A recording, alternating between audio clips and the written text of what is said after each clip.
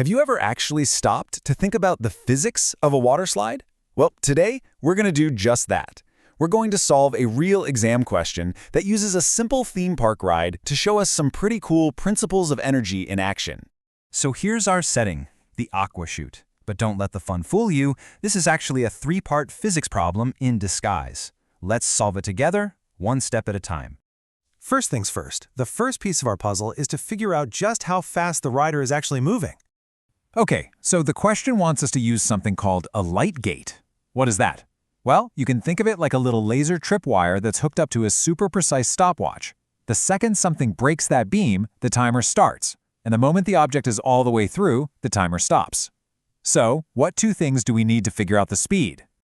All right, here are our choices. We've got to pick two of them. Just take a second. Which two do you think are the right ones? You know, the key here, like with so much in physics, is to just go back to the most basic, fundamental definition. What even is speed? Right. Speed is just the distance something travels divided by the time it took to travel it. That's it. So we're always looking for a distance, and we're always looking for a time. Now, how does that simple idea apply to our problem with the light gate and the sled? This is how it all connects. The distance in our formula isn't the whole length of the slide. Nope. It's the length of the thing that's actually breaking the light beam, which is the sled itself. And the time? Well, that's just how long the timer on the light gate was running. And boom, there you have it. The two things we need are the length of the sled, that's our distance, and the time it takes for the sled to pass the light gate, that's our time. Everything else on that list, the mass, gravity, the temperature, for this specific measurement, it's all just noise. Puzzle 1 solved. Okay, part 1 is down. We've got speed sorted. Now the puzzle throws some numbers at us. It's time to do a little calculation with energy.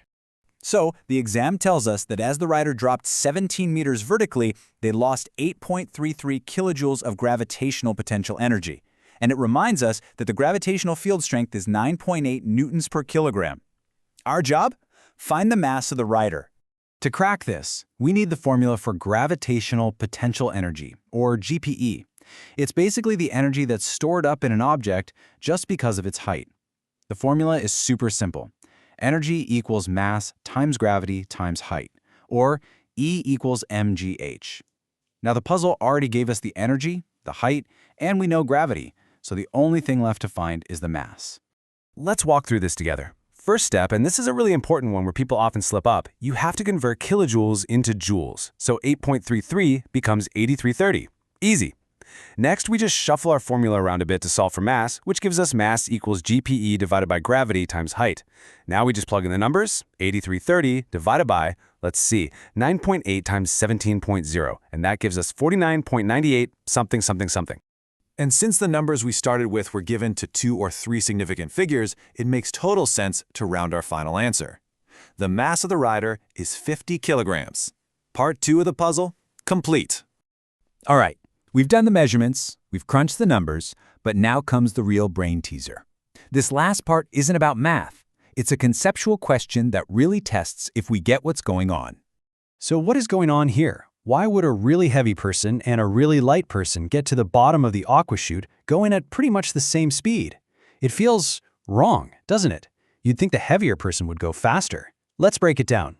The whole secret is in this beautiful idea called the conservation of energy. As a rider slides down, they're basically making a trade. At the top, they have a ton of potential energy, just because they're high up.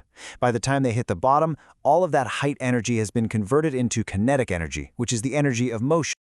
This is the fundamental trade-off that's happening. If we just ignore friction for a second, then every single bit of potential energy that the rider loses as they drop has to be perfectly converted into kinetic energy that they gain. Now, check this out, because this is the magic moment. Let's look at the formulas. The formula for GPE is mgh. The formula for kinetic energy is 1/2 mv squared. Since one turns into the other, we can just say they're equal. mgh equals 1/2 mv squared. Now look really closely. Do you see it? The mass, m, is on both sides of the equation. That means it just cancels out. It's gone. The rider's mass has absolutely nothing to do with it. The final speed only depends on gravity and the height of the slide. How cool is that? And this whole water slider puzzle is just a brilliant, fun illustration of a famous physics principle.